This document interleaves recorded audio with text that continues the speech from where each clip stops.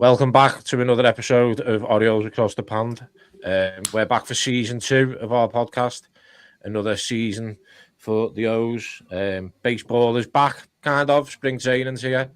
And we're here to look ahead to the season, break down a bit what's gone on over the off-season. And yeah, just look ahead. Usual suspects are with me. Grant, Andy, how are we, gents? How's the off-season been? I know that we've done the odd pod here and there. And we've kept up over text out. It's good to see us both back in the studio.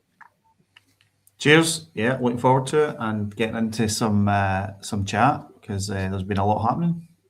Absolutely. It's been a busy off season, both on and off the baseball mound. So yeah, looking forward to chatting and putting the world to rights before we've even started this season. Yeah, it's been an off season of I think to a lot of MLB insiders and fans of the game for a particularly long time that maybe didn't see this coming from the O's, and maybe a few of us, like a couple of us on this show, kind of sensed that this was going to come this season. There was a lot of kind of hope and optimism into this off season. Could they land a big signing? It was a off season where they brought in free agent Pete Alonso, 5 years, $155 million. Brought in Ryan Helsley as a closer. Zach Eflin was re-signed. Chris Bassett was signed yesterday. It was confirmed, 1 year, $18.5 million. Not forgetting some of the trades. Taylor Ward, power bat brought in, coming off a 36 home run season. His ARB salary is $12.175. Obviously, Grayson Rodriguez went the other way to the Angels. And then the trade for Shane Baz sent a lot of prospects away. But a trade with, I think, low risk, high upside. His ARB salary was $3.5 million this year. So, you know, there was all that was going on. And then there was the kind of Valdez, will he, won't he? Obviously, we were in for Suarez, according to reports. Suarez obviously lands at the Red Sox. Valdez, in the end, signs for the Tigers. Just before we go on to what we've got to come up on the show tonight, Grant, me and you had a conversation about Valdez, and I think after a week or two, we were firmly in the boat of the O's shouldn't do this. Yeah, I my thoughts were that it was clear and it was kind of leaked that the Orioles wanted him. And the fact that he didn't go early, because I think we were quite keen to get our business done early, as we did with the other big moves that we made. So the fact that he wasn't going, it just felt like he was just almost using it as leverage, and he wasn't that keen to come to Baltimore. So as the weeks passed, I became a lot colder on him and said, look, you don't want to necessarily make this guy the mainstay of your rotation for possibly 5 years. At that time, we were thinking it could have been a big deal at that. So we obviously didn't get dragged into that bit more ultimately, and that's why he waited so long before eventually going to the Tigers. So I'm not saying we're better off without him, but it would have been a big move and one that would have been difficult to recover from if it didn't work out. Yeah, I mean, it certainly looks like he's already spent this year's salary off the Tigers on an all-you-can-eat buffet, looking at some of the footage coming out of Tigers spring training. I think he's got his own gravitational pull now on the mound. Look, best of luck to him. My opinion, I was keen on him at first. Still keen on him now, really, but obviously the thought of using the O's for leverage, and then obviously the incident last year that crossing up his pitcher. His catcher, sorry. If that doesn't happen, I think he's signed. I think he's one of the best signed. But I mean, I think he would have been a 5-6 year, $200 million deal if that didn't happen, and he would have had 3 or 4 clubs all pushing up the salary.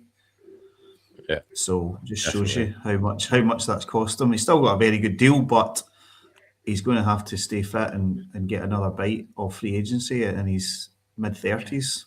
Yeah, I've seen all the pictures, and he certainly needs to get fit, let alone stay fit. I think he's been in the golden corral for the last 6 weeks, eating the all you can eat as much as you can eat. But it's crazy that someone that good, let's face it, he's a good pitcher, feels a need to be of that size. However, I can't say anything myself. But neither am I. Neither can I. I'm not in a position to criticise anybody's eating habits or drinking habits. But I'm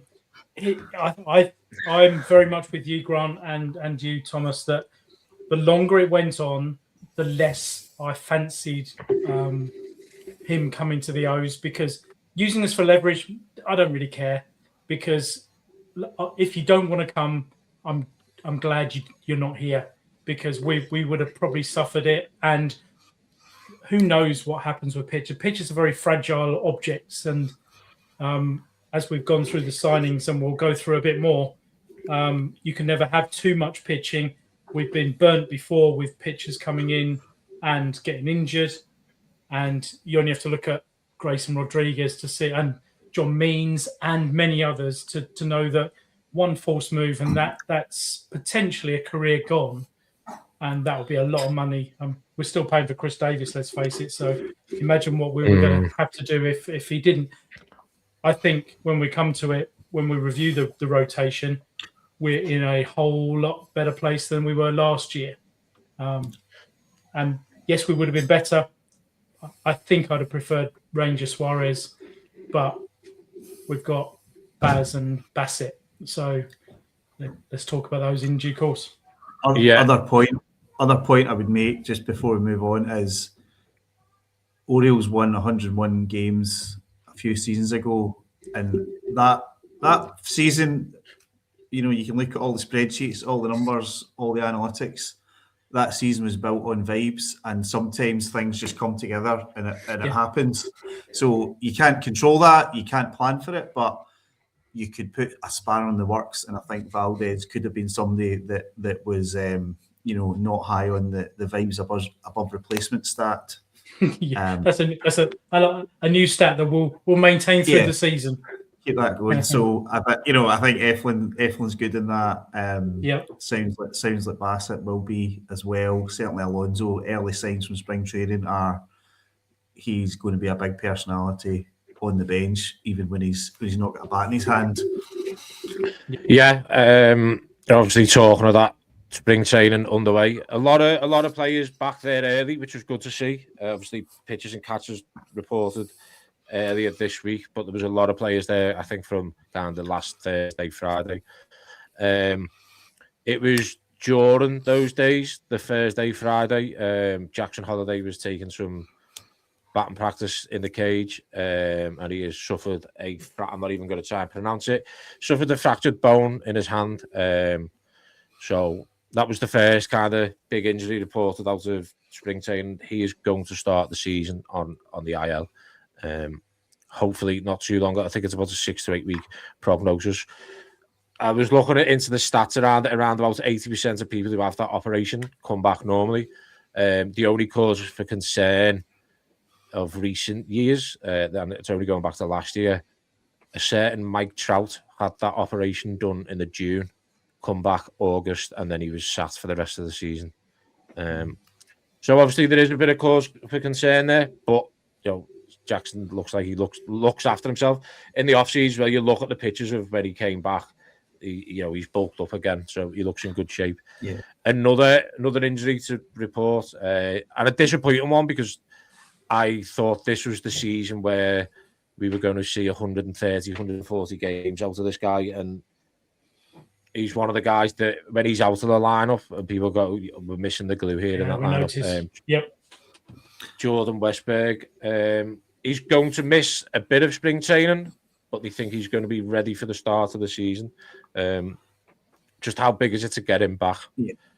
The bigger concern for me, Thomas, is that the way it's been reported, he didn't even injure it doing anything. He just says he woke up and his side was sore, and that was the injury. So it doesn't look bad. It doesn't look good for Westberg, and that is he just going to? He's not been unlucky. Is he just going to be one of these injury-prone guys, a bit like Grayson Rodriguez, where you can't really count on him, and you can't put one. You can't say there's a man on the 26-man roster and he's going to stick around, and you don't need to worry about having a backup or a plan B or triple A depth there. When he's playing well, he generally contributes very well. But if he's going to be 80, 90 games a season chap, then that's tough to hold a roster spot for. Yeah, I mean, Andy, he's yet to play over 107 games a season in the big leagues. And we've spotted it in all the years he's been there. He has so far been that one that is just always teetering on the edge of the IL. As Grant said, waking up and having a tweak is always worrying. I mean, it's not as if he's old like we are. Yourself excluded, Thomas, because you're a mere youngster. But when you do wake up and you get it, you know it's going to be a few weeks before you're able to do everything you used to be able to do. And when you're throwing that ball across the diamond with quite force, then I can see him being out. I just worry that the early reports of 4 to 6 weeks started a couple of weeks ago. What we're looking 4 weeks, but these tend to drag on because if you don't know exactly what caused it, you don't know exactly how to fix it. And we're a bit short at third base, but we'll come to others that may be able to fill in.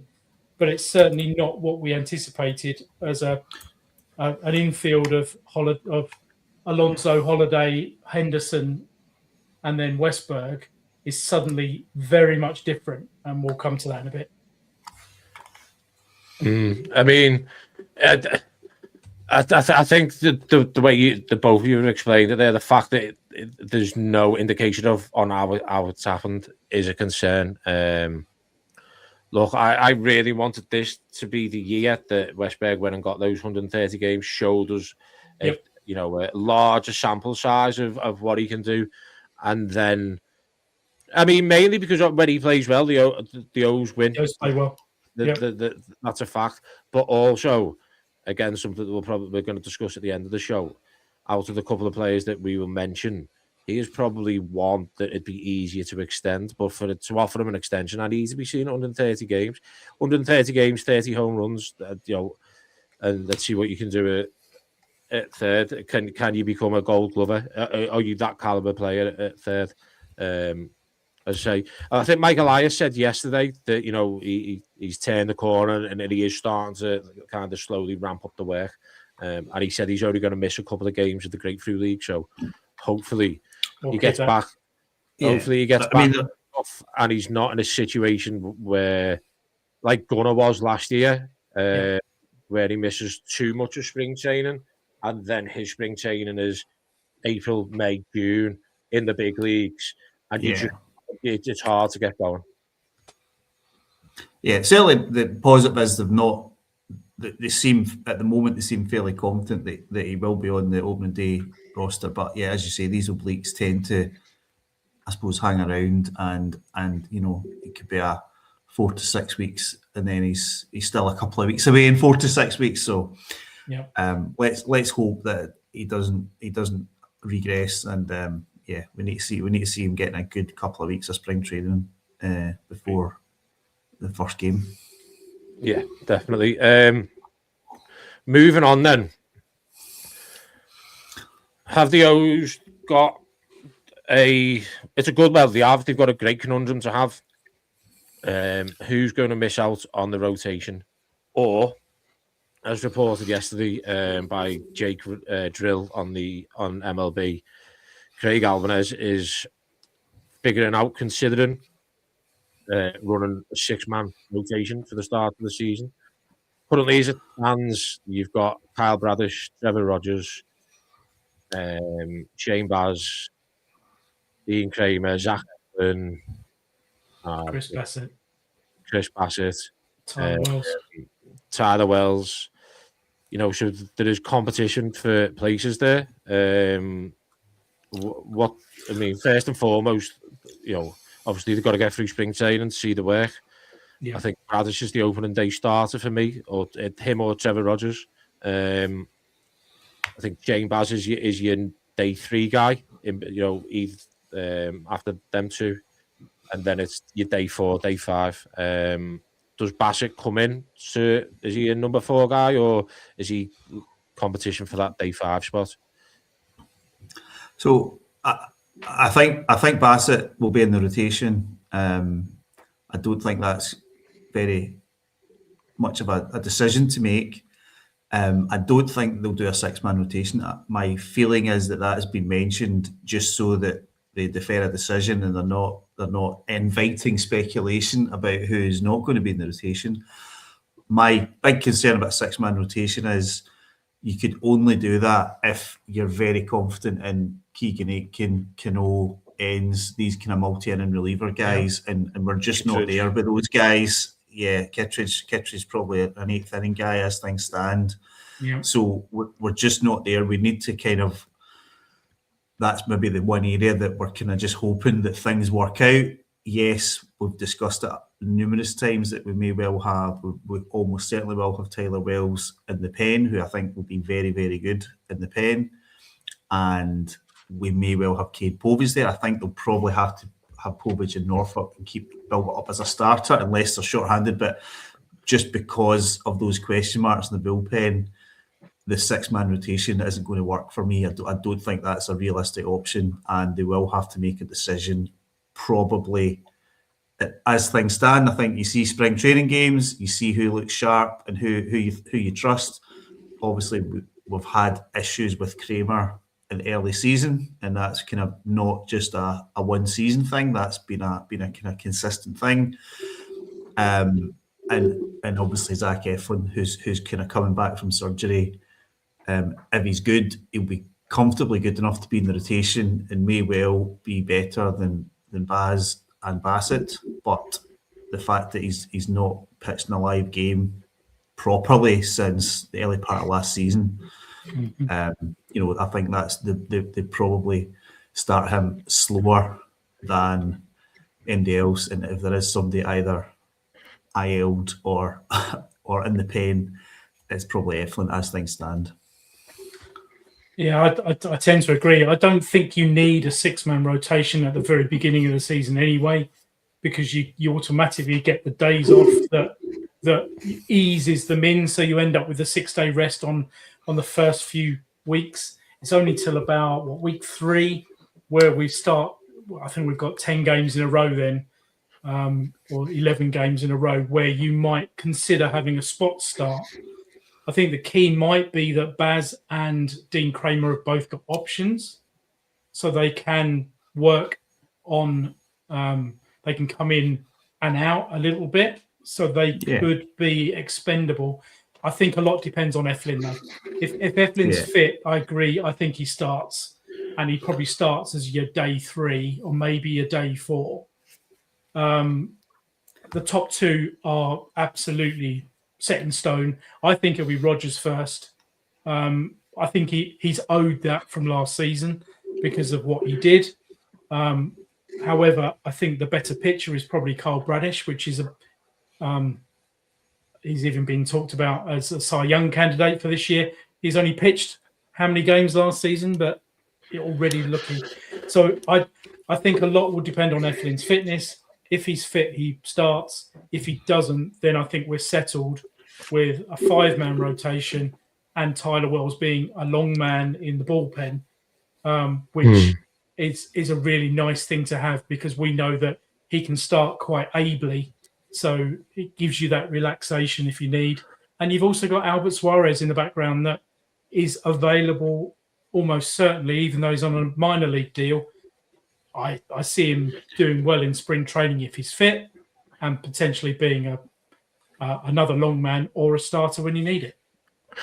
So, can I just have my say on why I think when you look at obviously the O's pitching down the last couple of years, the biggest thing that's hindered the O's pitching isn't necessarily talent. It's injuries. Kyle Bradish has only pitched 71 and a third big league innings over the last 2 years. Yep. Obviously, he had Tommy John in June 2024. I don't think the O's no matter how good he looks, are going to want him to get anywhere near 168 and 2/3 innings, which he pitched in 2023. So he benefits from the extra day's rest. Zach Eflin, coming off back surgery for a back issue that he's had for his whole career. Obviously, hopefully, his back surgery means that he no longer has an issue there. But there is always going to be a concern around Zach Eflin. Dean Kramer, he's logged 171 and 2/3 innings in 2 of the past 3 years. Obviously, he gets off to a slow start, a 6.24 ERA in 22 career March and April starts, and then a 3.88 ERA in 104 outings occurring between May and October. Maybe, the opportunities to ease Kramer in a little bit during those early months where he is a bit cold could benefit him. And then the guy that we brought in via trade from Tampa came back from Tommy John last year. He hasn't pitched. He's never pitched more than 79 and 1/3 innings in an MLB season due to injury issues. What you've given up for that guy and the talent that guy has got, take away what happened last year. He's come back off Tommy John. He's been in a little league ballpark in that heat in Florida where that the ball is bigger and it pops off the bat. It's gone. Any decent contact off the bat down at Steinberger Field, it is gone. So take that away. You look at the stats away from home on the road. Pitching under pressure away at home, he had a respectable ERA. So forget about what he did. So you look at them, the amount, 4 of your and I haven't even included Trevor Rogers there, who obviously had injury struggles when we brought him in. We traded for him to try and get him into, postseason roster. Didn't make it. Was injured at the start of last year, and we've seen what he did, and he stayed. There was no injuries last year, but again, there is concerns. So when you look at that, you could say all 6 guys that are fighting for a rotation spot. Obviously, Chris Bassett is the one. He's pitched 178 innings the last 3 years. No injury concerns around him. But the other 5 of them 6 have all, not just minor injury concerns, have all had big injury concerns. So maybe at the start of the season, give them that extra day's rest and ease that rotation in. Possible. I think the other side of that coin is if we do get to spring and everybody's fit and ready to start, and there is six people, I think you can there's still roster management you can do without leaving yourself short. You can say, well, do you know what, Eflin, you might well be ready, but you're going to start the season on the injury list, and we'll figure it out in a couple of weeks. And you could just kind of keep shuffling it. Not ideal, but as a long season, they will need to figure it out. But this is far, far better than last season when, we said it as well. We were starting the season saying, right, we just need the pitching to not be dreadful, and if the hitters play well, we've got a good chance. Neither of that happened at the start. At least now we've got these kind of higher ceiling guys that if there is enough of those fit over the season, you will get injuries, you will have players missing time, hopefully not serious ones, but players will come out for a few weeks at various points. But there's a huge, we can now go into a stretch of games and win games on the pitching at periods in the season, which we couldn't really do last season and didn't do last season. So it is a much better position to be in, albeit, yes, I accept, Thomas, that there's, with the exception of Bassett, there's nobody coming in there. Well, Dean Kramer has not missed a lot of time through his career, but yeah, he's got the March and April struggles. But yeah, everybody else has got some issues that are there in the background, which nothing's risk-free, so we just need to hope for the best this year. Yeah, it can be looked at as fragile because Thomas is right that everyone except for Bassett has got something. If they all come together, we've got one of the best potential upside rotations I've seen for the Orioles. But if you get 2 or 3 injuries, we're back where we were. The good thing is we've still got Tyler Wells, we've still got Albert Suarez, and we're still in a better place than we were last year. Yeah, and hopefully there's some of our own guys will progress and be much closer to playing Major League Baseball. That we have been really short on that, and I still think that's a Mike Elias issue, that he just doesn't get excited about pitching prospects the same way he does with hitters. He's traded away guys. He's traded away Rodriguez. That to me is just a bit of a red flag that he's got better than we were last season, but he's still not fully of the mindset that you have to get the pitching sorted, which other clubs have learned the lessons of and have been successful on the back of it. Yeah, agreed. I think it's fair to say when you go into this, I know a lot of people have kind of said that Kyle Bradish could be a top 5 Cy Young contender going into the season. Yeah. If Trevor Rogers coming off the back of last season, I mean, there was arguments to be had towards the end of the season, like, is he gonna, if he gets enough innings, is he in with a shout of being? And for me, if he had the innings, he would have been up there. Just the stuff he had was superb, and I just think if one of those, I think if you lose Rogers or Bradish early on in the season, then the amount of pressure that would put on. So we saw it when Suarez came in 2024, and what he did for us in a good chunk of games that he pitched in was superb. But I start looking at then the pressure on the bullpen. Wells, he's come back. He's had Tommy John, and that he was coming back off an internal brace. Do you really want to be putting more pressure on him to go 2-3 innings? I just think, especially with like how the rest of the lineup looks, like I don't think there's any questions, and obviously batting lineup that there is questions to be had on. Obviously, that we need to see improvement from a lot of those guys, but I think because we've seen it before from them, we know it's there. I think last season, obviously, there were so many things that went wrong, but for the first time in a long time, they got a rotation where, all right, maybe not as good as the 2023 rotation where everyone had us down as a top 5 rotation and finished as a top 5 rotation, but it's definitely a top 10 rotation if those guys stay fit. So why not do everything you can to try and keep them fit? I think it's better than that if they stay fit. That's the big question mark. If a Rogers or Bradish does struggle with injury, but I mean, even look at what Eflin's done for us well fit, and we're talking about him as being a number 5 or 6 at this stage. So it's so much better than last season. Yes, we didn't get the ace, but we've got 3 solid additions, and we didn't start the season with Bradish or Rogers anywhere near starting games for us last year. So let's be optimistic. We couldn't be optimistic on the pitch at this time last season. We were just hoping that Charlie Morton would work, and it spectacularly didn't. And that I think that did filter down the pressure to everybody else. That the hitters as well, that everybody thought have to have a perfect game here to have a chance. Yeah, it was grim, wasn't it, last season? I don't think we have them concerns going into this one.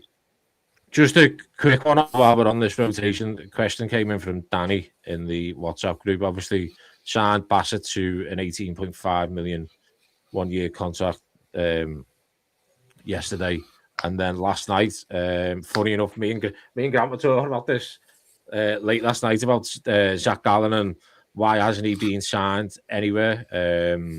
Zach Gallen was poor, really, really poor the first 3-4 months of last season for the D-backs. I didn't think it was that bad to maybe put off potential suitors, but I think another thing that put off potential suitors, such as the O's, is because he'd had a qualifying offer to him. He had a 2nd round pick attributed. So yeah, you look at everything that Mike Elias has done. The deadline, I'll keep banging the drum about the deadline, and then the draft, what he's done in the off season, the amount of prospects and that he's given away. They've increased the payroll for this year. I just don't think, with the concerns around Zach Gallen, like his age, can he get back to what he was before last season? and giving up a second round pick. Looking at it now, I don't Yeah. think the O's would have ever done that deal. I think we would have happily given Gallen a short-term deal, but the qualifying offer meant it wasn't likely. It wasn't a thing that was going to happen to give him a 2-year deal. You had to go all in on somebody like that if you're giving up draft picks. So he's somebody that will be back on the market next year. We will need pitching next year because we've not got too many people signed up, or certainly not got enough people signed up beyond the end of next season. So it will be another discussion. If he pitches reasonably well, then that will be more likely to have Michael Eyes looking at a multi-year deal for somebody like Zach Allen. But at the moment, it's a question for very early in the next off season, because you need to get all your business done by the 1st of December, very likely. Yeah, just on that Zach Gallen deal. So the agreements that he's rumoured to have, the club haven't confirmed the deal. D-backs that's pending a physical. It's worth 22.025 million, so the same value of the qualifying offer that Gallen rejected in November, and he's deferred $14 million of that. I don't know how long that's been deferred for. Obviously, he had said in recent weeks that, I think, when he get ready to free agency, I think he'd always kind of said, look, I wouldn't mind being back at Arizona and at the D-backs. But obviously, he's had to wait by this time, and in the end, he hasn't technically lost any money. He's got what he was originally offered by the D-backs.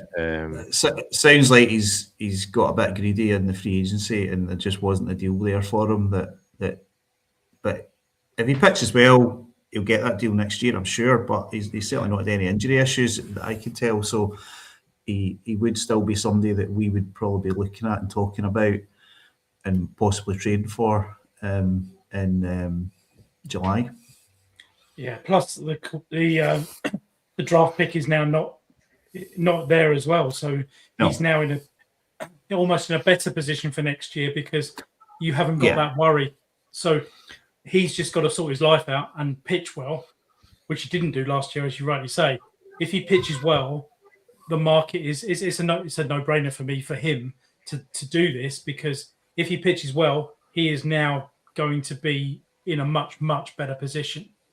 And having 14 million deferred just protects him against a really bad season as well, because he's still got a bit of money coming in for X number of years to tide him over if he gets injured or something like that. So that's also I'm sure he'll have a few quid slashed away. Yeah, just on the comment you made there, Grant, about he possibly got greedy during free agency. I think the whole pitching market and kind of attitude of pitchers was dictated by one deal this year, and it was the Dylan Cease contract with Blue Jays. Yeah. I think it slowed the market right down. Yep. And then everybody kind of put the ears pricked up, eyes were wide open and going, well, money. What I want has just gone up. Do you know what I mean? Yeah. I think that did skew the market, and everybody thought, right, yeah, here we go. And whether it's a formal or informal agreement, I think a lot of the clubs have just said we're not doing silly deals for pitchers now, because it's funny money to us. We don't it's dollar signs on a website, but if you're the owner and you're paying 25 million to somebody that's had Tommy John surgery and is going to be out for the season, that will make you think twice about handing out these deals. So I think the other thing is, with the potential, or with the almost certainly, even if there's not a lockout, even if there's not a missing of games next season, there's almost certainly going to be this 1st of December, all the baseball business stops. So there's not been the same number of, you see these kind of 1-year deals that people say, well, I'll do a 1-year deal, or I'll do a 1-year deal, 2-year deal with an opt-out, and I'll get another bite at free agency next year, which probably in another scenario, Valdez would have taken something like that quite happily, and the Orioles might have been willing to do a 1-year deal with them. But because the free agency is going to be basically 30 days next year, and then who knows how long they'll take to get a deal once the negotiations properly ramp up, then that wasn't an option. So Gallen's been one of those that had to do that, and you know, we'll have to probably make a decision very early next off season, which maybe suits the Orioles again because we like to do our business early. Just, I mean, while we were talking about that Chief deal, stick with the Blue Jays for a second. Obviously, Chris Bassett came in. I think what Danny was asking us as well was knowing what we know now and what, obviously, we signed, what Gallen signed for at the D-backs and what we've got Bassett for. Which one would you take? And I mean, Yeah, I think it's an obvious answer for me. It's Bassett, not just because of the amount of starts he's had. Gallen was poor last year, but also the shift in mentality of the O's and what they brought in is kind of win now, not 4 or 5 years time. This guy's just been to a World Series. He knows how to win playoff games. yeah, very valuable consistent. experience. Yeah, extremely consistent season to season, and he's actually got better last season despite being a year older than he was the previous season. So, if he can turn up and do what he's done the last 3 or 4 years for us, nobody will be complaining about 18 million 1 year deal. That's going to look like very good business if it comes off like that. Yeah, and plus he knows the AL East as well, which is always a positive for me because you know you're going to be pitching against your old friends quite a lot. The thing for me, the comment he made, I think today, is given a modest goal that we need to win the World Series. That's what he's come here to do. He's also a playoff pitcher, isn't he? So all good for me. On that Bassett quote, got flashbacks to Tomoyuki Shigano when he got introduced to the guys at spring training last year. And he went, let's go and win a World Series. So I mean, we all know how that went. It didn't quite work that one, did it? But yeah. No, one other thing, I did post this in the group the other day. Former Oriole Anthony Santander, who signed with the Blue Jays in last year for $92.5 million over a 5-year contract. Only had 54 games last year. He is now going to miss 5 to 6 months of this season.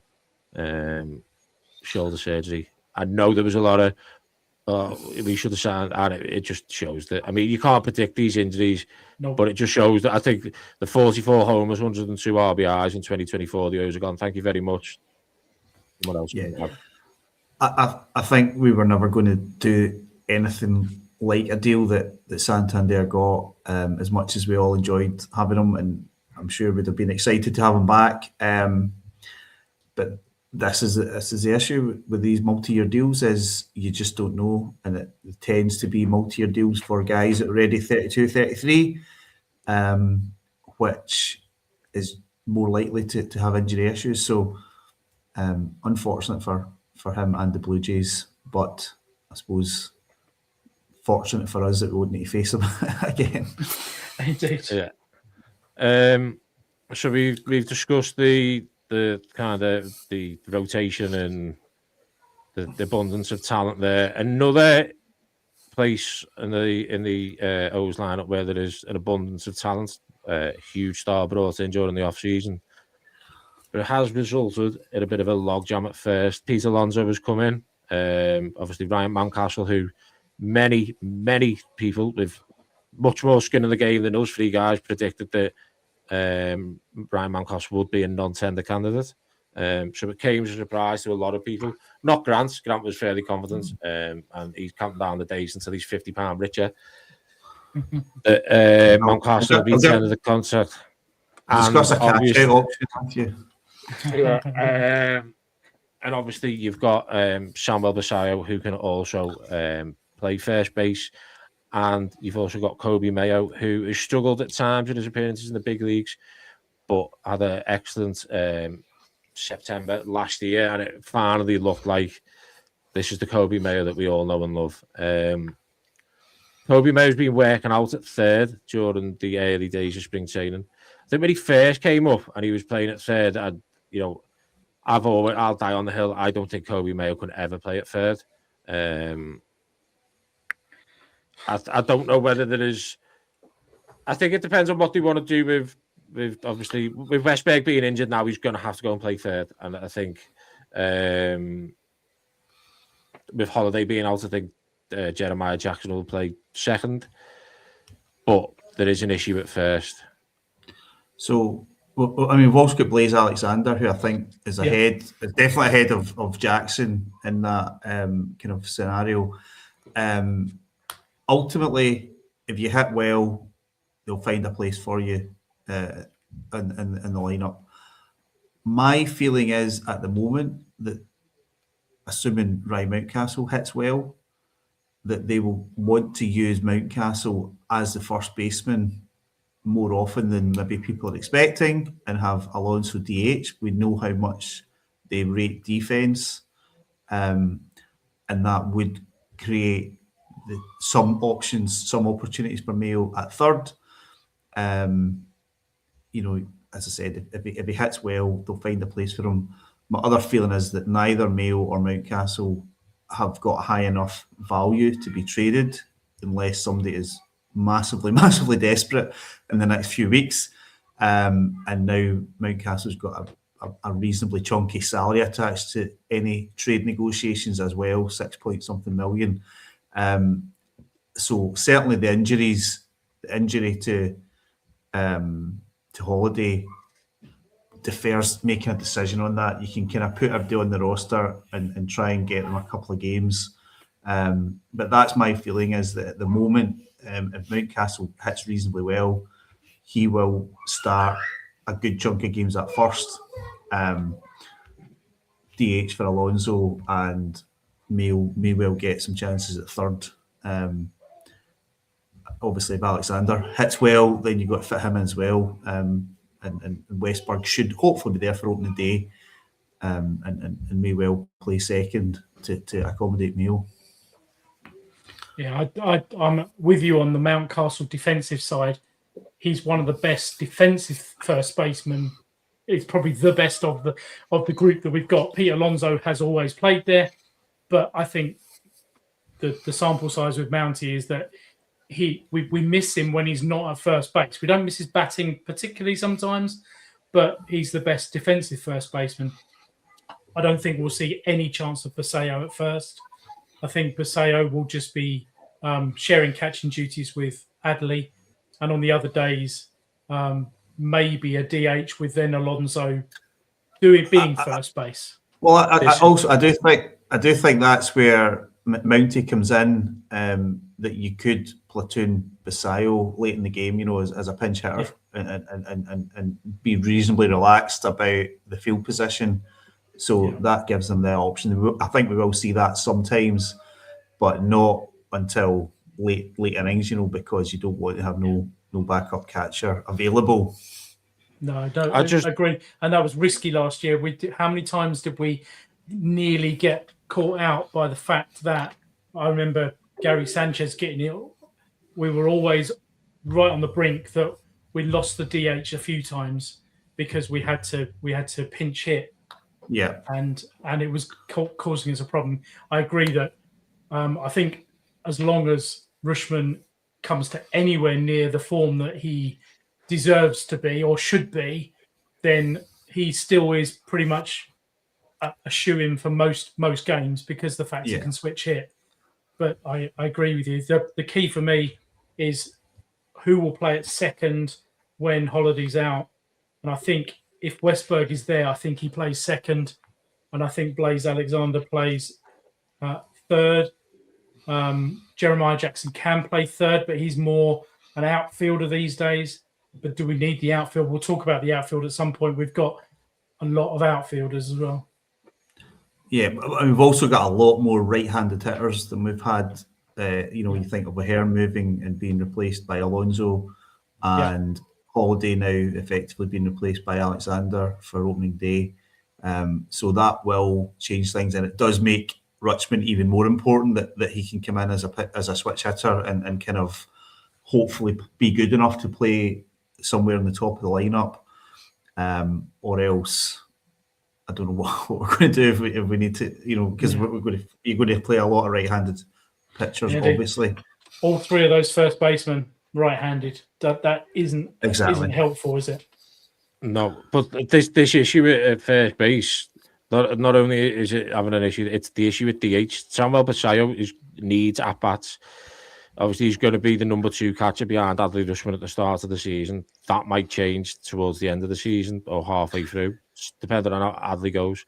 So, if Mountcastle is going to be your first baseman, the amount of money you're paying Pete Alonso, he's your designated hitter.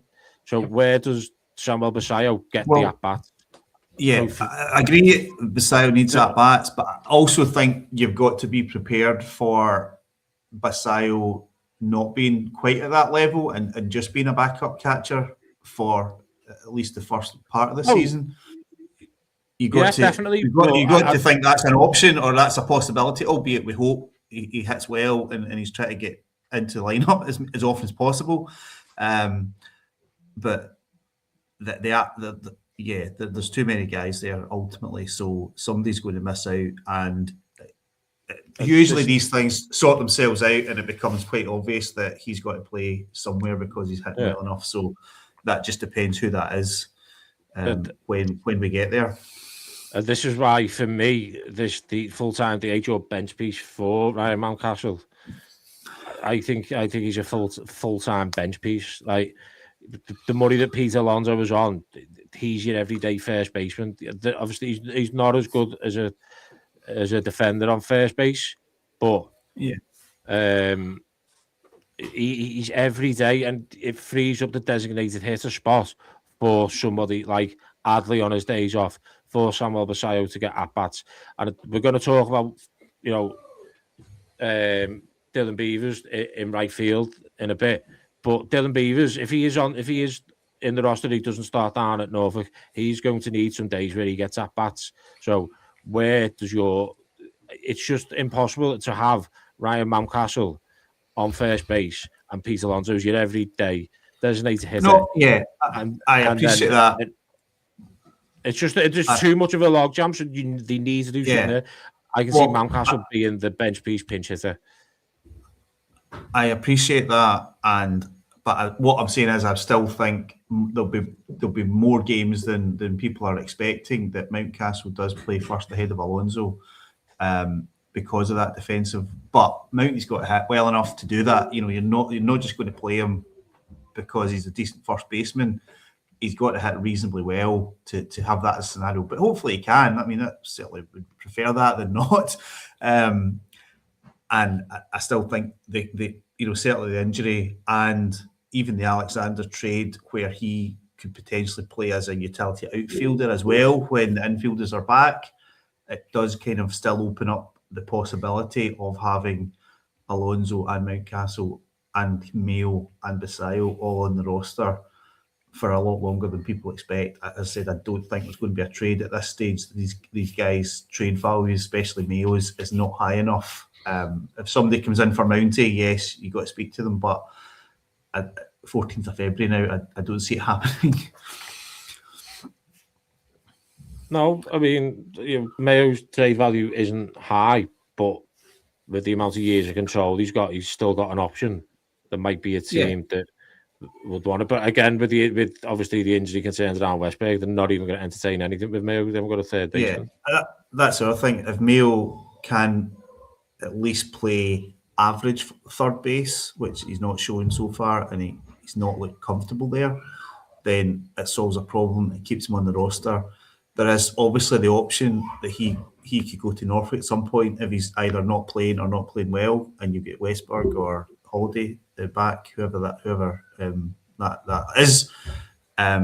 So he's got to play well as well. We've only had one good month of Mayo so far in his career, so hopefully that is the start of things to come. But again, you've got to prepare for the possibility that it's not. Agree, Andy? I don't like Mounty as a bench piece. That's the problem, because he doesn't give you any. He gives you the attacking. He gives you the hitting. He doesn't then give you any option. Who are you gonna bring him in for? You're gonna have to do a double switch, which is a problem. It doesn't give that big benefit when you've got someone like Ramon Urias, for instance, on the bench. You've got someone that can do first, second, third. Mounty would come in and spell Pete Alonso, which you wouldn't pinch hit for Pete Alonso. yeah, even then, you've not got as the roster as it is. You've not got enough left-handed players for Mountie to pinch hit for. So Yeah, was it good for Cowser? yeah, it doesn't. Yeah. It doesn't work for me. Yeah, that's why I think if Mountie's there, the games that he plays will be at first, more often than not. And I don't see an issue with DH and Alonso. You know. No, I don't. I see them sharing the first base. It's a shame because Mountie came up as a shortstop originally, but it's very obvious that he can play first base, and that's it. Which at least they're trying Mayo, but we've seen he hasn't had many reps there at all, and he wasn't very good when he was. But I know he's going to get the whole of spring training there. Let's face it. Every game he plays will be playing at third base. Yeah, we'll get a good look at him. Yeah, definitely. I mean, I hope it works out for Mayo. Yeah, we like him, but it's just he's unintentionally got into a big logjam. But would we rather have it that Mountie and Mayo were the only first baseman? Absolutely not. Pete Alonso is a massive, massive upgrade into our offense. Obviously, another guy that came up last year came up before Samuel Basayo actually. Just one day, yeah, who showed a lot of has shown a lot of promise in the minors. You know, had a couple of home runs last year when he came up. Dylan Beavers, General Saunders, Tyler O'Neill in right field. I think it was yesterday, or it might have been 2 days ago. He was interviewed in the locker room at Sarasota. Just reiterated. I mean, I was watching it thinking you don't need to be telling us this because we saw it all. How much of a disappointment it was, and the way he's put in the off season to get back and get himself fit and healthy and ready to go. And he's looking forward to this season. Obviously, as it's the question mark for me is, I don't think you can have Beavers and Basayo as two youngsters in the lineup on the same day. I think obviously start of the season, Tyler O'Neill's your opening day starter because we all know he scores home runs on opening day. So, sorry, pardon me. What's the situation out in right field, and how do we see this developing? So, at the moment, as much as I like Beavers, I don't think he's on the opening day roster as things stand, because outfielders we have got Cowser, O'Neill, Ward. Taveras is getting $2 million and is the only other player on the roster that could play centre field. We've also got possibly Jeremiah Jackson as an emergency or as a backup outfielder who might need a place in the roster, could be optioned. So I can see Beavers not starting the season on the roster, which seems crazy to say given how good he was, but I don't think his defence gets him an automatic roster spot. Yes, we would like to. Well, we hopefully see O'Neill come back and actually contribute, which I think is a good possibility of that. But we will see him get injured at some point. Even when he had a good season, he was still on the IL a couple of times. So that could be a problem where if O'Neill plays and Beavers is either not playing or is in Norfolk, it becomes pressing that you have to make a decision on O'Neill and say, right, are we going to stick with this? We've got a guy in Norfolk that can play and can hit, but maybe there's an injury and a solution presents itself. But I am certainly prepared for the possibility that Beavers is not on the open day roster. So, if he was right-handed, I'd say absolutely 100% agree with you totally. Yeah. The fact he's left-handed may sway that because we haven't, as we've said already, we haven't got many left-handers left. We have Cowser, we have Henderson, we haven't got Holiday at the beginning. We've got Adley as a switch, and that's it. I believe. I think Taylor Ward is right-handed. Tavares is right-handed, so I think there may be a place, and he may get that place above Jeremiah Jackson because just for the fact he's left-handed. Possibly. They did start the season with 5 outfielders with Kerstad there last year, and Laureano signed late, so they did have room for those players. And Alexander allows you to do that because he can play outfield or infield, and that was where I thought that signing came in. Yeah. Was that he was possibly going to allow be a backup centre fielder to Cowser and allow them to DFA Tavares and hope that his salary allows him to clear waivers. But as things stand, if Alexander is needed in the infield, I don't see them starting the season without Tavares as a backup / platoon for Cowser in centre field, because there is nobody else. Ward has basically never played centre field. No, I don't think he's a left fielder through and through. Beavers will never play centre field, I don't think. O'Neill, yeah, you could use him in an emergency, but you're not going to start games with him there. So that's kind of where I'm thinking. Now, again, we got here last season and we signed Ramon Laureano about this time, and we all went, where's he going to play? Why are we doing that? Yeah, and he turned out to one of the best players, and they, as I say, didn't start many games at the first week or two of the season, but once he got in, so that's what I say. If you're good enough, they'll find a place for you. If Beavers has a very good spring training, then he'll force them to make a decision, which may well be they take a risk and they don't have Tavares there. I just think that would be too much of a risk because you just don't have another centre fielder in the organisation then if Tavares is claimed. No, agreed. And I've been vocal on this about the Tyler O'Neill deal and obviously the history of the amount of games he played. Would I be reaching too far if I suggested that Tyler O'Neill is going to play over 110 games this season for the O's? Yeah, I think that would be a stretch for him, even if he has a good season. But they're going to.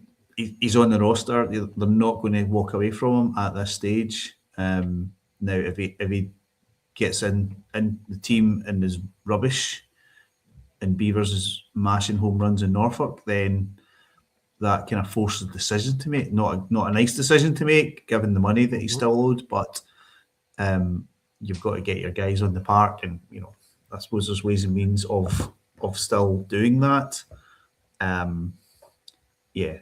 I think if he got 110 games, things would be going pretty well for us. Yeah, agreed. I can't. Well, we'll wait and see because we haven't seen the best of him, definitely. But we've also seen that the last 2 seasons he's missed. He's been on the IL something like 5 or 6 times.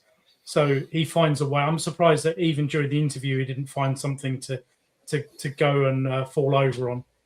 But I wish him well because I want to see him on opening day because he's going to smash that ball over the fence and give us the 7th consecutive year of a home run on opening day. But that's the only guarantee is it will be there on opening day, I think.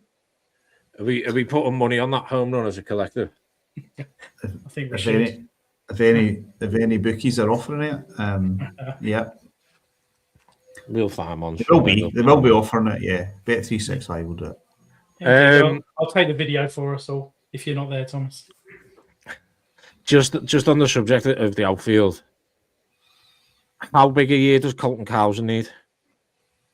Big. Like, I mean, obviously we know what happened when he came in and then he was dropped back down to AAA, came back up, and then he finished 2nd in Rookie of the Year voting. But since then, it's been utterly disappointing. I mean, more disappointing than here in England, Scotland in the background here. Great day for Scotland. We couldn't lose to England twice in the same day at different sports, so we managed that. Colton Cowser still managed one WAR season last year, despite he only played 92 games, and his batting average started with a 1 by the time it's all said and done. Things that we've heard in the last week or two is that he was basically playing injured a lot of last season. So let's hope that's the case, because I think Michael Ice thinks that's the case as well, or we may well have seen other moves that didn't involve Taylor Ward coming and Blaise Alexander coming. We may have seen somebody that was more of a centre fielder being signed or acquired or being available. And that's the one. As to be honest as well, Holiday, for as good as he was, had just a slightly above average season last year. Obviously, Adley was poor and injured. Westberg was injured, good when he was here. So those 4 guys, we know we're going to miss Holiday at the start of the season, but if they can all have, they're all capable of 4 WAR seasons, maybe more than that. They're all capable of playing in the top 4 of the lineup if they're playing well. Maybe not Cowser, but you can still put him there. That is going to be our season in a nutshell. And the other thing I would say is, as good of moves Alonso and Ward are, when you look at them replacing O'Hearn and Laureano on the roster for last season of a 75-win team, there's not a lot of difference in production between those two. Yes, the two we've got are bigger power hitters with higher ceilings. But in terms of their season last season, the overall numbers were very similar in terms of wins above replacement. So, yes, it's good that we've got them because we don't have O'Hearn or Laureano. But we need these other 4 guys that I've just mentioned, and either a Mayo or a Beavers or somebody else, hopefully to have a good solid season. Because the numbers from Cows in particular, and just the overall how it looked, it was just automatic out at a point. He almost didn't have a chance, wasn't giving himself a chance. And then later on in the season, it became a strikeout or home run, and that was the only options you were getting from him. And again, you just can't put that up the top of the order. It's got to be an 8th or 9th inning guy, 8th or 9th in the order guy. No, I like Colton Cowser a lot, but all the stats show that he had a poor season last year, apart from his WAR, as you said, 1 above. Defensive metrics maybe helping him there.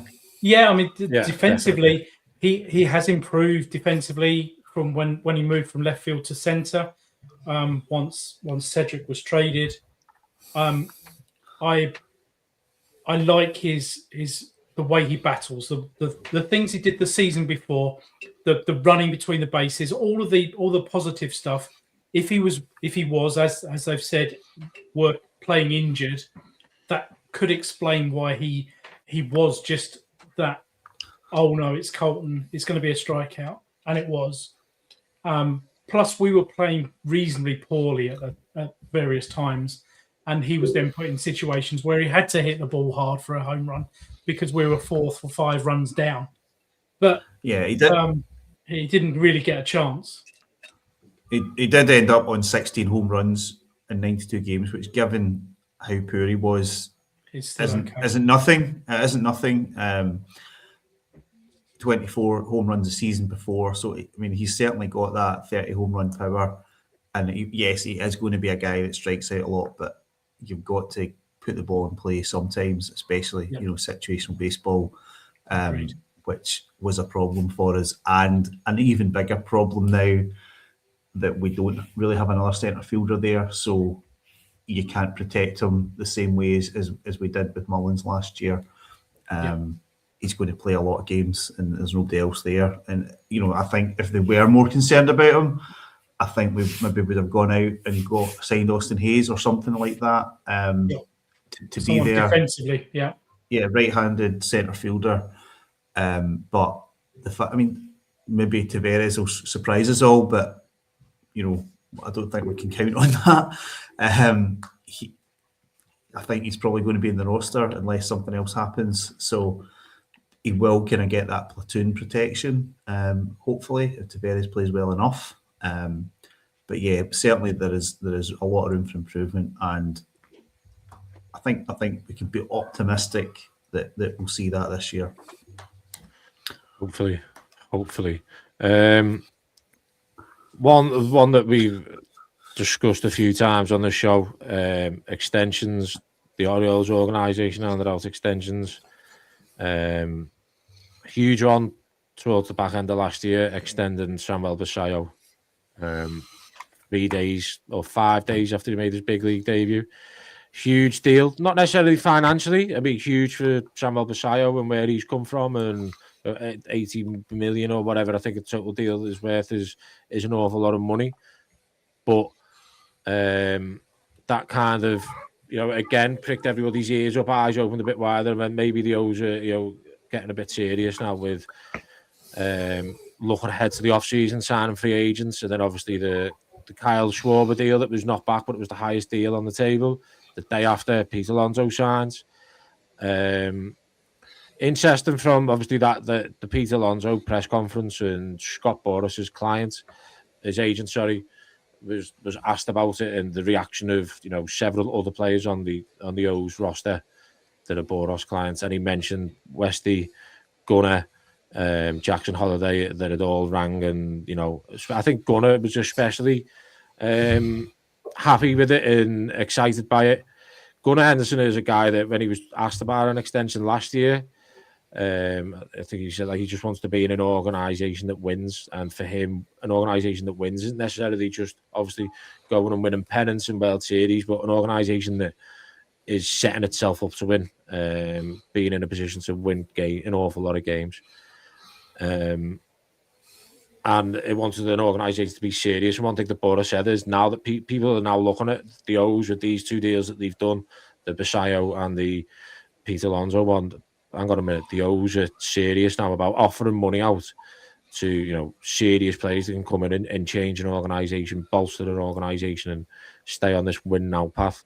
So that brings us to a couple of guys that we picked out: Gunnar Henderson, Trevor Rogers, Kyle Bradish, and Jackson Holiday. Some extensions. So now we're not doing this because there's rumours of extensions, because there isn't. I think possibly the nearest one that would possibly get one at this moment in time would be Trevor Rogers. But I think Grant will agree with me. I think he's going to back himself this year and hit free agency. Yeah, I think they're all going to back themselves. Rogers did come out and say that he hadn't been offered anything, or he hadn't discussed an extension, and he was just going to play this season. If you do look at the deals that were done, certainly the Basallo deal, if that shows you their mentality in terms of the front office, you kind of lock somebody in at a relatively low rate. You're not going to lock Gunnar Henderson or even Kyle Bradish or Jackson Holiday in at a low rate. So my point would be from a baseball point of view, you've got these guys for the next few years. If you do offer them an extension, it's 100 million, 200 million, whatever it is. It's going to tie you up. You can offer them when they're a free agent, albeit there's more competition at that point, but you're not going to get a cheap deal for these guys. So I don't see it happening. I don't think it's the way that the front office are thinking, unless they felt they could get a good value deal for somebody. Maybe Adley would come into that conversation, but even then, he's now counting down free agency in terms of months, not years. So I don't see it materialising. The front office is not showing that, even with the Alonso signing.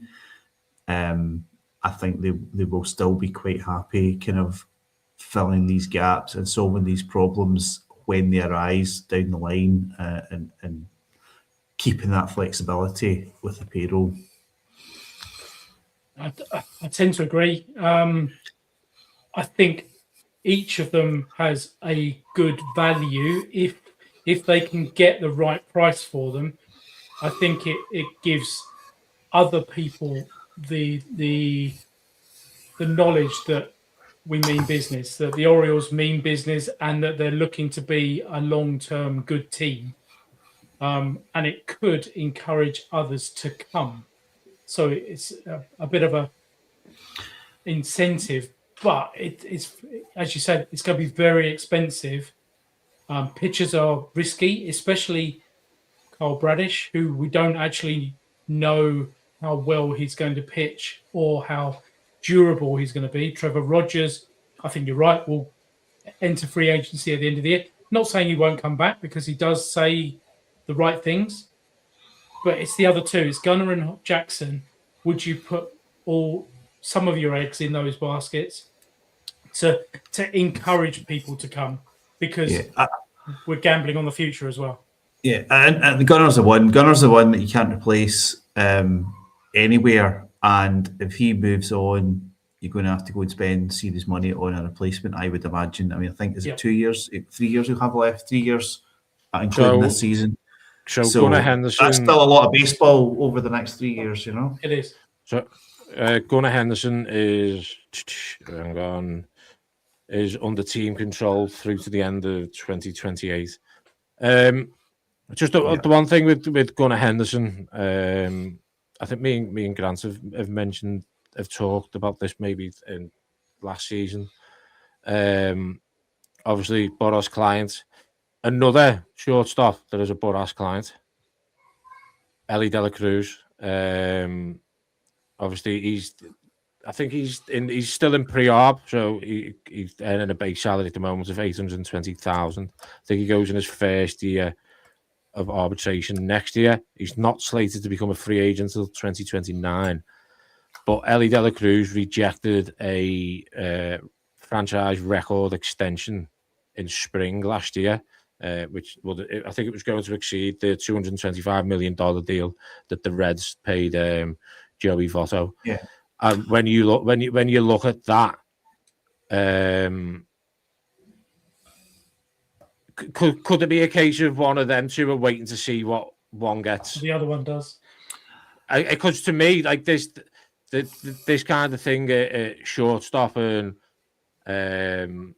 especially like power hitter outfielders, it's kind of like the when it comes to salary, like the medal round, like quarterbacks have in the NFL. Like, you know, for example, Lamar Jackson's going to reset the quarterback market this year, and he's going to be the highest paid quarterback. And they have that around them, and I just think with this, I think if we'd offered Gunnar Henderson around $225 million, he'd have rejected it. I think the money that he's going to garner in free agency, obviously, if he can get back to his level that we've seen, I think out of all of them three, Gunnar is the least likely to extend. It definitely is, yeah. And I mean, people talk about the Boras clients and say, oh, well, the agent's going to keep that from them and he's not going to talk them into do extension. But these guys are Boras clients because they've always had the plan to go into free agency, and that was their choice to engage with that agent because he knows that's how he works. So I mean, Henderson is now getting like decent money in his first year, $8.5 million. So that is going to increase dramatically. Assuming he stays fit and plays as well as he's been playing, then he's going to probably get $30 million over the next 3 years in salary, and still be a free agent in his 20s. If he plays better than he's been playing, then he's into Vladdy Jr. and Juan Soto territory. So I don't see the Orioles doing that, unfortunately. Maybe they do pull all the strings out, but I don't think a scenario where Gunnar signs an extension. He may well sign in free agency with us if Uncle David pays the big bucks. But yeah, I don't. There's just been not enough evidence to suggest that they're going to do this. Yeah, I don't know. Rogers again. he's probably more in our price range of signing in free agency next year or next season. But no, unfortunately, I'm not saying I'm prepared for Gunner to walk in 3 seasons, but that at the moment is the most likely scenario by a long way. Unfortunately. Kyle Bradish, obviously come back off Tommy John. We discussed him earlier on the show. He's going to be a top 5 Cy Young candidate this year if he stays fit, because his stuff there is good enough. Just looking at possible reasons to extend him and weigh that up against what Mike Elias does. I just, obviously the pros outweigh the cons with Kyle Bradish, but I just, with how Elias sees pitches and the way that, the roster is built, I just don't think they're going to offer him one until he gets free agency. So obviously he's under team control until the end of 2028 himself as well. So you look at the end, you look at that 2028 free agency. There's going to be a change in the organisation anyway. As a side note to what I was saying there. Yeah. I think it's a bit of a doubt. Now he is one that would be more motivated because of the injury issues. That he's not going to be the same percentage chance as Henderson of being fit and healthy for the next 3 years and getting a big check from somebody. So maybe there is that, but again, I think even less likely given how we know what Elias kind of thinks of the pitching as secondary or treats it secondary compared to the hitting.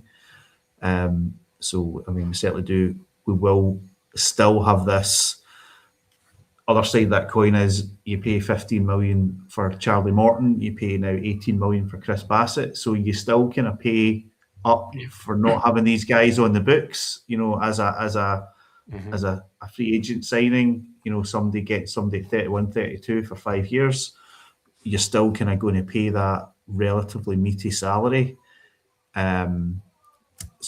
But you give yourself the flexibility, if we do sign somebody, if we were to extend Bradish or if we'd signed Suarez, Valdez, and they do get injured, you don't have that flexibility. So at least now they are going and getting guys that for these 1 year positions that are a bit better than we were doing previously.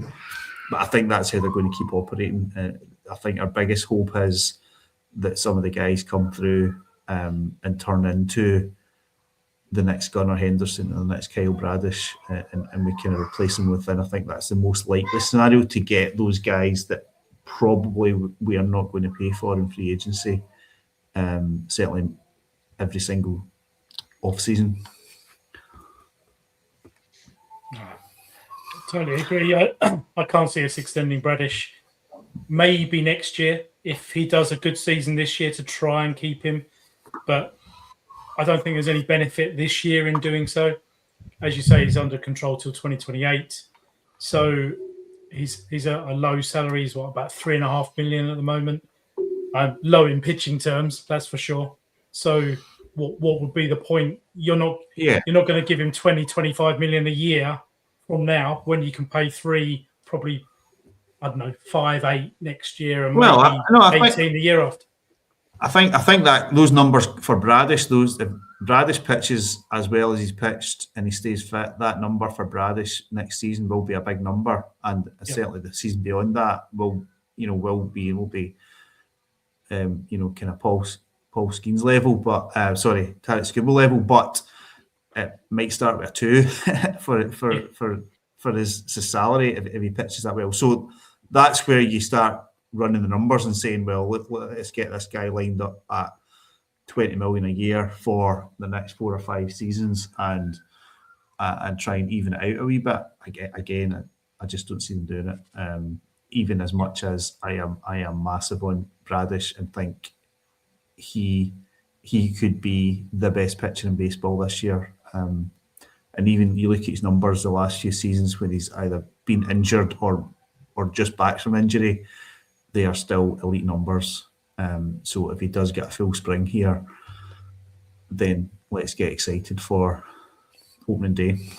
Yeah, it's just sad note on Kyle Bradish. I have mentioned this before again, but obviously, and I'll say this about Michael Elias himself in pitches. Kyle Bradish is one that he developed. He brought in via obviously he came in via the trade going out, but he's developed him into the pitcher that he is. So I'll give him his flowers for that one. Last but not least, Jackson Holiday. Not going to be a free agent until 2031. So we're still 5 years away from that. Obviously, he was drafted first overall in 2022. I think with the highest signing bonus for a kid coming out of high school, 8.something million. That's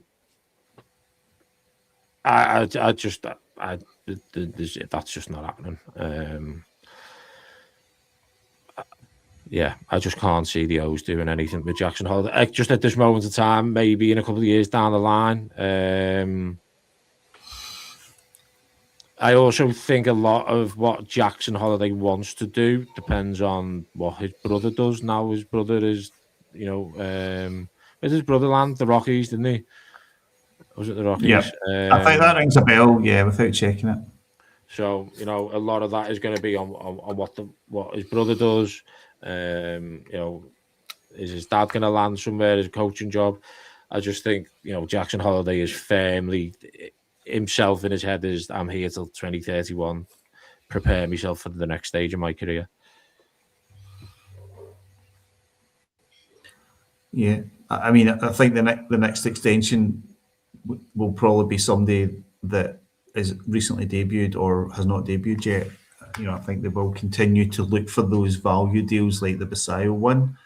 But in terms of the guys on the board, we have missed the window as fans to see the Orioles do anything. I agree. It was wishful thinking when we put it on the agenda, but worth discussing, absolutely. But I can't see us doing any of those. Much as we'd love them all to probably sign a long-term deal to guarantee, in inverted commas, because you can never do that, success for the future. But we know that the team is not in the position to pay the money that they would currently seek to try and extend. So I agree. No chance at the moment. I mean, as I said, not to go back over it, but the one probably in the organisation at the moment in the big leagues that would be easier to extend would be Jordan Westberg. But as I say, there's too many if, buts and maybes around Jordan Westberg. I'd have to see the game time out of him. But yeah, he is the one who's a bored-ass client who I think could be done a hell of a lot cheaper than what these guys are going to be going for. Potentially. Don't disagree. Anything else, guys, before we finish? Wrap up? Anything to...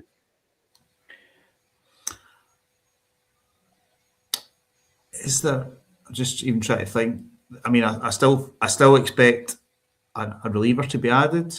I think we will be keeping a close eye on the waiver wire. Danny Coulombe remains unsigned, I believe, up to this moment. I can see I did put that to you the other day, and what did you say, Gant? I see him telling Elias very politely that he would like to shake his hand because of what happened to Coulombe, and it was very harshly, is it non-tendered, or I think he was non-tendered. Was he non-tendered? Oh no, he didn't. They had an option and they rejected the option. It was like a no-brainer. As far as I was concerned, a no-brainer. I'm still amazed that he didn't do it.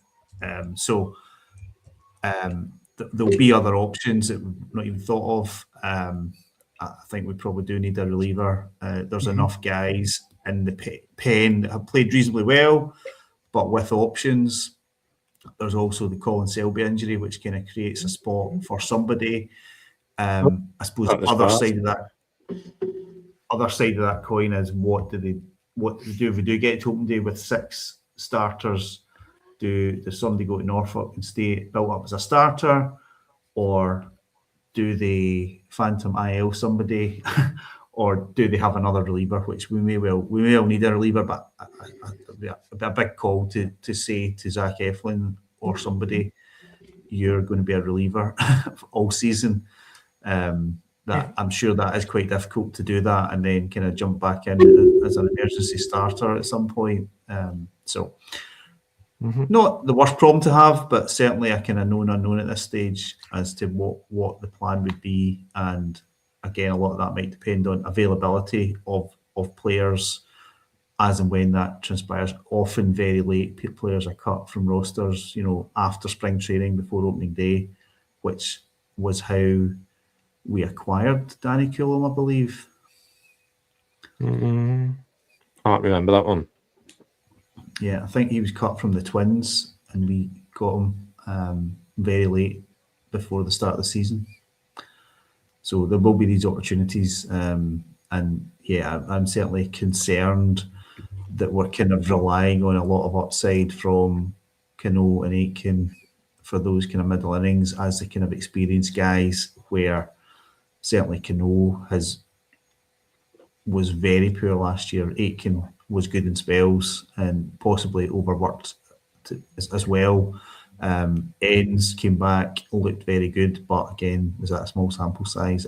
These are three big guys as that would be the kind of workhorses in the pen of playing 2 days out of 3 quite often. Just another one in the pen though. Geraldo, do we expect to see a bit of him this year? I mean, we'll definitely see a bit of him. Yeah, we see plenty of relievers. Yeah. Yeah. He's put himself in the picture. Yeah. I think he's somebody that if you get the opportunity to bring somebody ahead of him, they'll take that opportunity. But you'd rather have him than not have him at this stage.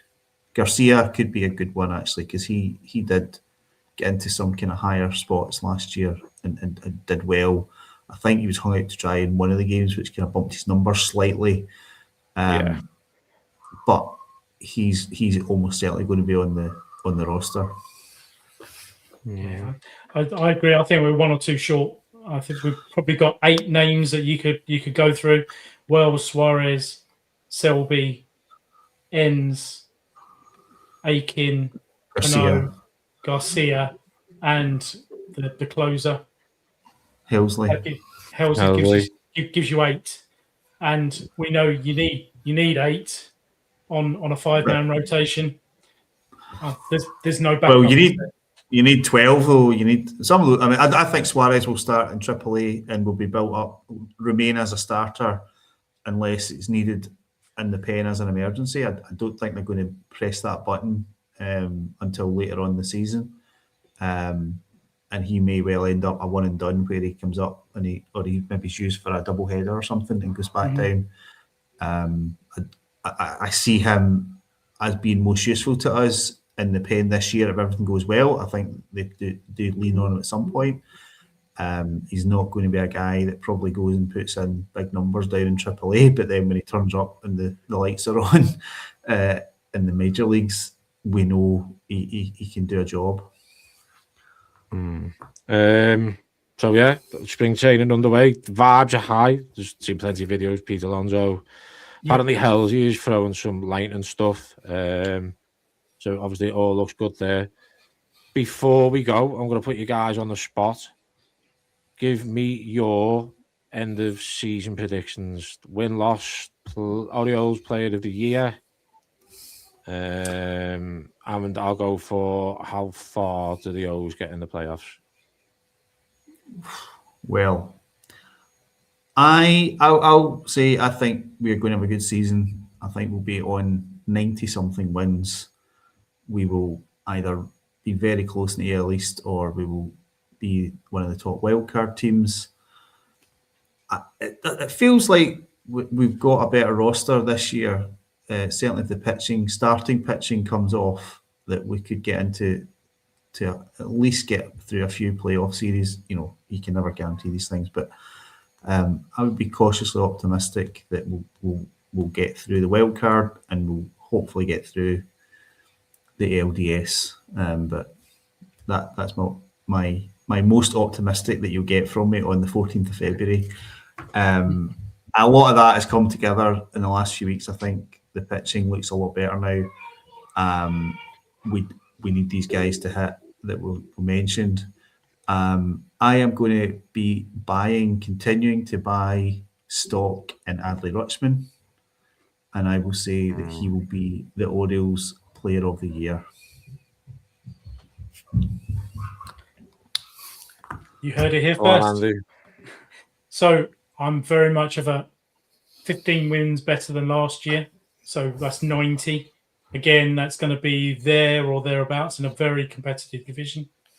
I see us fighting with Boston and hopefully not the Yankees, but the Blue Jays for the top spot. So we'll probably end up in the playoffs. ALCS, maybe. But bear in mind, we haven't excelled very much in the playoffs in the last few years.